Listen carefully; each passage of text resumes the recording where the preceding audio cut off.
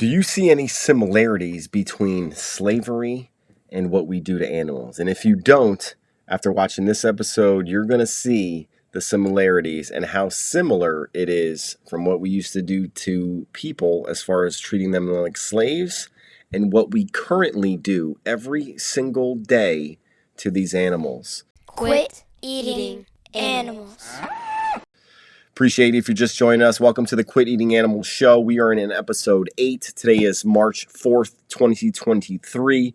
Again, don't forget to hit subscribe. That way you'll know if we release any new videos or go live. So again, appreciate the support. Don't forget to hit like and subscribe. All right, let's get into the first video. All oppression will fall by the wayside. Injustice doesn't live forever. Remember, it took 400 years to convince white people in America not to own black people. You can see why this is taking so long. We can't even treat each other with kindness.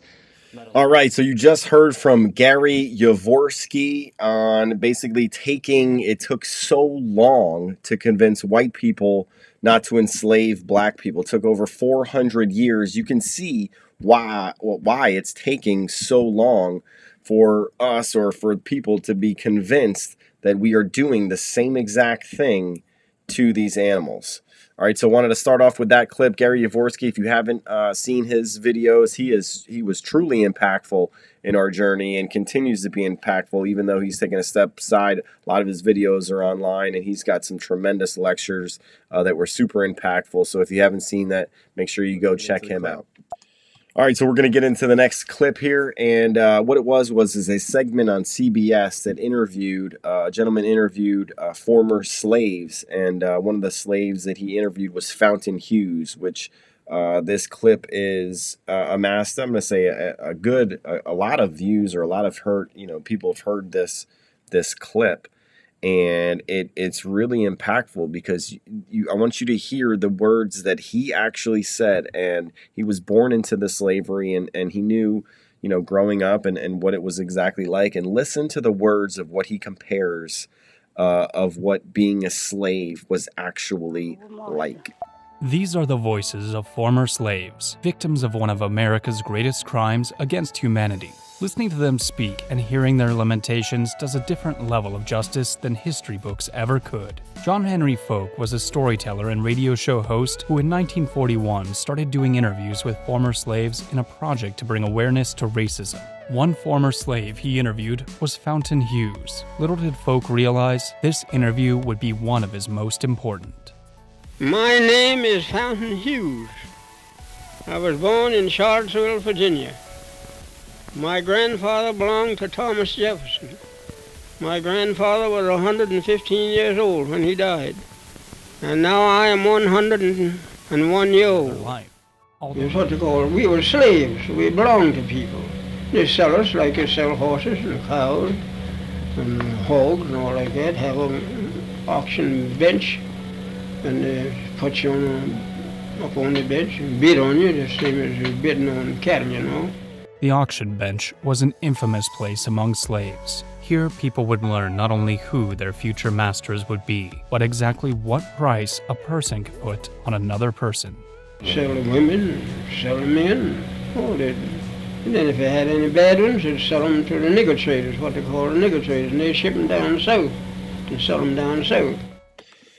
It's pretty impactful when you hear that coming from an actual slave, stating that they sold them like horses, cows, and pigs. And so it's a tremendous audio that we have, that literally a person in that position, from inside it is looking and seeing and knowing and realizing that they are being treated as property, such as these animals. All right, so you can kind of hear the description of the auction bench. When you're up on the auction bench, it's an intense day, realizing that you're going to be sold. You're going to find out you're a new owner, and what life is going to be like. Life is going to change because now you're a piece of property to this family, and you're a slave owned to a family, and they can literally do what they wanted to you because you were just property. So the next clip is going to be a little bit, bring a little bit humor into it. Found a Key and Peele clip that literally resembles or it reenacts what it's like to be up on a in a slave auction. And so even though there's some humor here, I really want you to realize that, you know, if these were animals or up in, you know, it's comparing it to animals. So, you know, if you think that this is wrong, I mean, obviously there's some humor there, but if you think this was wrong, and if you think it is wrong, you know, just replace the humans with animals. That's what's actually happening. And if you think this is wrong, you might consider, or you might realize that, you know, what we're doing to the animals is wrong. All right, so let's get into the clip. All right, hope you enjoyed that Key and Peele episode, realizing, you know, reenacting what it's like being up on the auction block. What is it like? What is it actually like after a family purchase you as a slave? What is it like? After leaving the auction, they would be at the whims of their new masters. Of course, when someone is considered to be a piece of property rather than a person, little is done to make them comfortable. Deplorable living conditions, tattered and worn-out clothes, and sometimes a bare minimum of food were all that slaves were given. Colored people didn't have no beds when they were slaves. They all slept on the floor, tattered here and tattered there. Just like a lot of wild people, we didn't know nothing. All right, so now you're going to hear another rhetorical question from Gary Yourofsky in one of his one of the best lectures you'll ever hear. But really, listen to the question that he poses here and see if you can answer it. For you, is slavery owner, victim, profit, domination exclusive to the human race? Have blacks, Jews, women, and children been the only victims of this atrocity? Have not cows been enslaved? What about pigs, chickens, turkeys, fish, sheep? If they're not enslaved, then what are they? Free? All right, Gary Yourofsky, there he is. So he's got some questions that are tough to answer, right? So if they're not enslaved, are they free? So just some questions to really think about, you know, comparing what we do to animals. Are animals enslaved? Is it right or wrong? And what the comparisons and the similarities we have with when we actually enslaved human beings, right? The only difference is these are non-human animals, but realistically, we're doing the same exact thing. So he's got some good questions that are tough to answer. All right, so now we're going to get into the actual what it's like to be an auction at one of these calf auctions. And this was the first clip that I know. I'd never been to one or seen of one, so this was eye-opening to me. But what I want you to pay attention to as we watch this is the treatment of the animals and how the animals are acting when they are inside these pens and what's going on around them. Just think about what you would be like in a situation and in a very uncomfortable, unique, unknown situation with a lot of loud voices. I mean, you don't know where you are. You just took this trip. You spent it overnight. Like, you don't know where you are. And I want you to think about, put yourself in their shoes and think about what is going through their mind as they get hit into the pen and moved around and there a lot is going on and they are not happy. I mean, you can literally tell they are not happy. They do not want to be there, and it is against their will. They are not comfortable. They are not happy. And this is exactly what was going through the minds of the slaves up on the auction block. There's no difference. They have a mind. They have eyes. They have ears. Even though they may not hear exactly or understand what we're saying, they certainly have a feeling and know that is not something that they feel comfortable with, and they show that. So take a look at the body language of each of these animals that are going through the pen as you watch this clip. All right.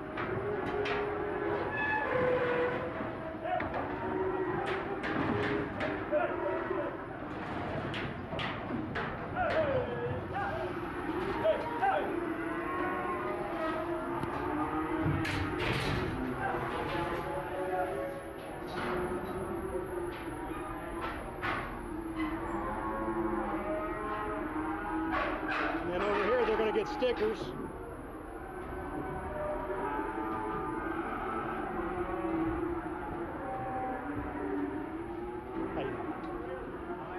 As you can see, they put 2 stickers on the back of each calf for redundancy. That way, if one of the stickers falls off by the time of the auction, hopefully the other one is still there. And over the course of just a short period of time after the calves are sold, those stickers will just naturally fall off. You'll also notice that the guy who is throwing the stickers on the back of each calf is pretty doggone accurate. After the stickers have been placed on the backs of the calves and those numbers have been recorded, then the calves are directed to the pen where they will spend the night until the auction tomorrow.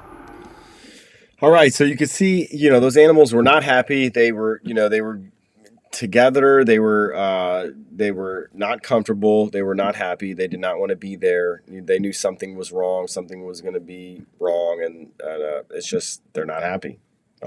So now here's a clip with a guy. They're talking about feedlot and what is a feedlot. And so now this is what happens to after this auction or after these calves are auctioned off to these members or whoever these cattle buyers are.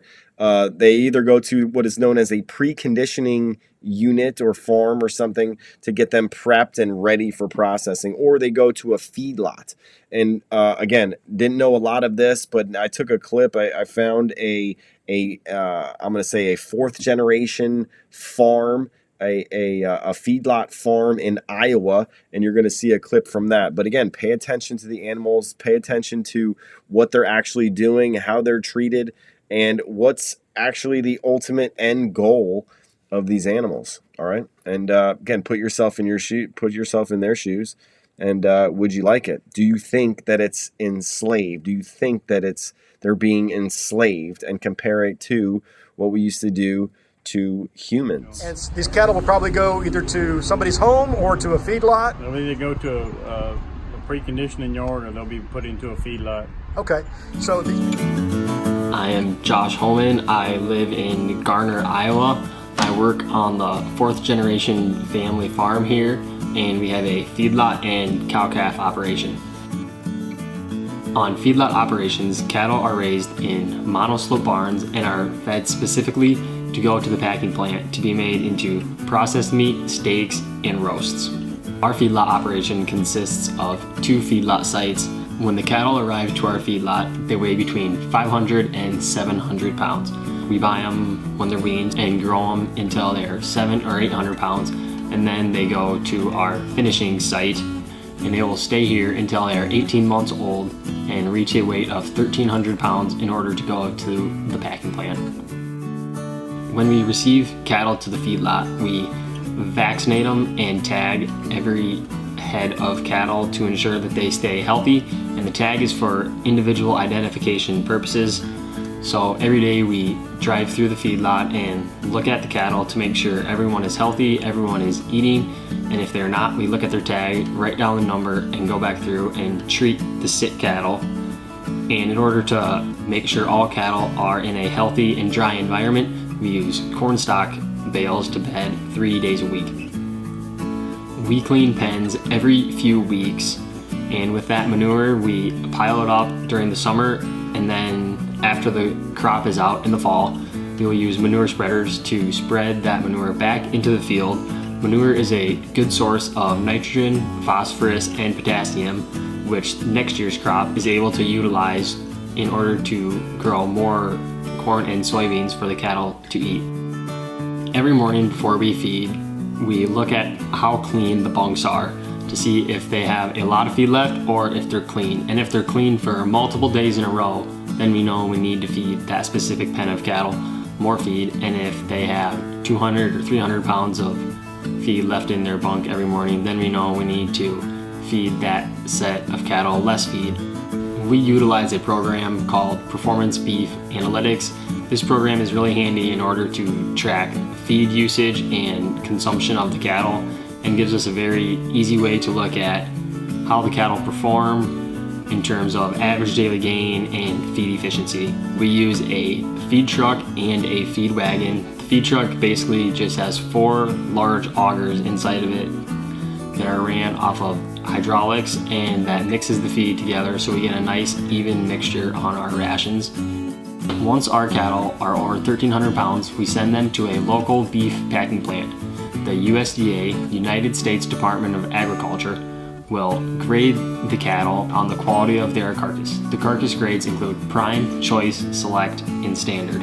Prime and Choice is generally considered more desirable and is more marbling and produces a juicier, more tasteful steak.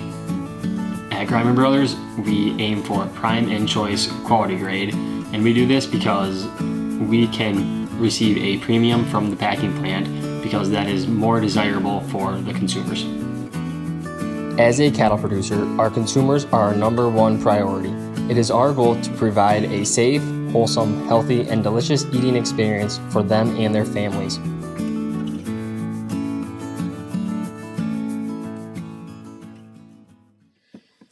All right, now we're back to the auction house. We'll do a little interview with the front desk lady there to figure out how many animals are going through this auction house each week. And then we're going to go back into the auction house. And again, pay attention to how the animals are treated inside that pen, what they're going through, their body language. You could just tell that they're not super happy to be there. They're uncomfortable. They're scared. They just... just put yourself in their shoes and you'll know that you wouldn't want to be in their situation. And then knowing that the ultimate end fate for each of these individual animals is ultimately to get slaughtered, processed, and then cut into pieces and sold for food. How many animals do y'all run every week through here? It just differs from week to week. Last week we had a little over 1,100. This week we have about 800. So wow, that's a lot. You'll notice that there are a couple of additional yellow markings on these cows in addition to the stickers that were placed on them when they were brought to the auction barn. The yellow markings on their shoulder indicate their age, and the yellow markings on their hip indicate how far along they are in terms of being pregnant. Wes and I moved into the auction arena. There is a red pinning area in front that you can see. That is where the animals are shown to the bidders. The bidders sit in an amphitheater, which you can see in this video that I shot later on in the day. There are also a couple of handlers who move the animals around so that the bidders get a chance to see all sides. And the auctioneer sits up at the top with a couple of assistants who help him keep track of all of the bids. In this video clip, you see how quickly the auction process is. The animals are directed inside the ring by a couple of handlers, and once they have been shown on all sides, they are promptly directed out the left, where only then they're weighed, and the weight is registered at the top on the red screen. So anybody who bid on that particular animal and won would have to quickly calculate the winning price per pound times the weight to know how much they just spent. And oh yeah, while they're doing that, they're also having to keep track of the next animal that's in front of them, because if they want to bid on that one, they have to do so in real time as well. So there's a lot of things that they juggle as the auction process goes along.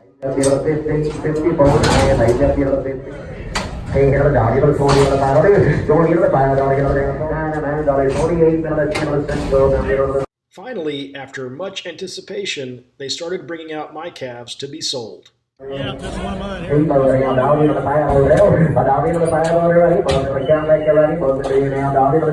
And as you can see, my calves weighed considerably more than the ones that preceded them.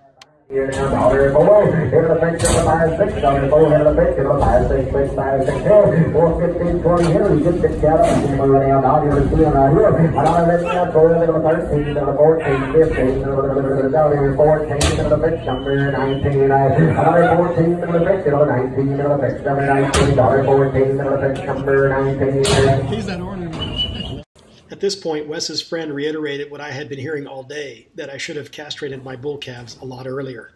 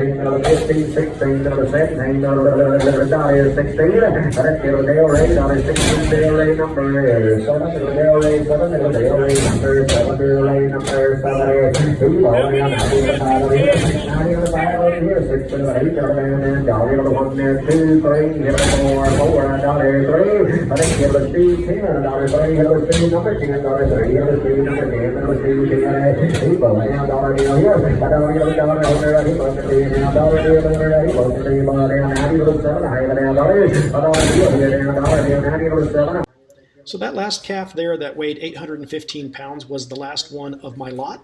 And although this next one here is dark in color as well, you'll notice that when it goes across the scale, it was a lot smaller than mine. So now that I had sold all of my calves, I walked out into the lobby and waited around for my check to bring out. There it is. There's the check. They were big. Yes, There's some big calves. There's all the weights. Yeah, they were big. But they fetched a great price. Yeah, Very happy. For being that big, they did. Well, thank you so much. I appreciate it. All right, so I hope you really paid attention to the calves in there, baby calves, and they were not happy. And again, look how young they are. They were super young. You know, they're just getting fattened up. They're going through a lot of stress through their animals. It's just certainly something that we don't want to be participating in. If we do purchase that, our money is going towards enslaving these animals and continuing that whole process. All right, so we're going to finish with a clip from Gary Fricone. Is also he's an abolitionist approach to the animal rights, has big impact on our journey and me specifically of how I took this abolitionist approach and really caught on to it because it makes a lot of sense. And realistically, one of the things that we really want or do, the basic fundamental right that we want all animals to have is the right not to be treated as property. And the moment you do that, the moment we have to stop enslaving them. But we all agree on one thing, I hope, and that is that slavery is wrong. Why do we think that slavery, there's lots of bad stuff in the world, but why do we think that human slavery is particularly wrong? The reason why we do is because if someone is a slave, that human is not a person. That human is not a being who matters morally. That human does not have any inherent or intrinsic value and only has extrinsic and external value. Okay? That human is outside the moral community altogether. That human only has economic value. And we recognize, however much we might disagree about whether certain sorts of treatment constitute discrimination, and there are disagreements about those sorts of things. We all agree that slavery is bad. We all agree that slavery is wrong. And we agree that it's wrong because if you're a slave, you're completely outside the moral community. And we recognize that every human, whatever his or her characteristics are. However smart they are, however beautiful they are, whatever their however unintelligent they are. But we all believe that whatever your characteristics are, okay, whatever sort of mind you have, whatever sort of physical appearance you have, whatever sort of ability you have, that you have one fundamental right, at least, and that is the right not to be a chattel slave. Because if you are property, then you have no value except that which others give you. Okay? And so we recognize that all human beings, whatever their characteristics, all of them have that right. Okay? The same thing must hold true for animals. If animals have any moral value, if they're members of the moral community, they have to have one right. They have to have one right. Their interest in their lives has to be protected, even if it would be good for us consequentially, even if we would benefit from exploiting them. Okay? They have to have the one right not to be treated and used as property. All right, ladies and gentlemen, that concludes the show for today, episode 8. Thanks for sticking around for this long. If you have stuck around for this long, we truly appreciate it. Don't forget to hit like and subscribe to the channel. Really appreciate it. You'll know when we go live and release any new content or videos. Again, hope you find this valuable, and if you did, don't forget to hit subscribe and like, and we will see you in the next episode. Peace. Quit eating animals.